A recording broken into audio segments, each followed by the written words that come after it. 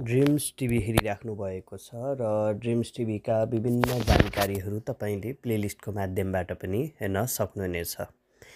आजको जानकारी रहेको छ, यदि तपाईँले सपनामा कार चलाइरहेको अवस्थामा देख्नुभएको छ भने त्यो सपनालाई कसरी सङ्केत चाहिँ मानिन्छ, त्यो सपनाले चाहिँ के सङ्केत गरेको हुन्छ। यदि तपाईँले सपनामा आफैले कार ड्राइभ गरेर चाहिँ हिँडिराख्नु भएको अवस्थामा चाहिँ देख्नुभएको छ भने त्यो सपना तपाईँको लागि अत्यन्त शुभदायक सपनाको रूपमा चाहिँ मानिन्छ। यस्तो सपनाले भविष्यमा तपाईँलाई अगाडि बढाउने सङ्केतको रूपमा चाहिँ मानिन्छ। यस्तो सपनाको सङ्केत भनेको प्रगतिको सङ्केत मानिन्छ।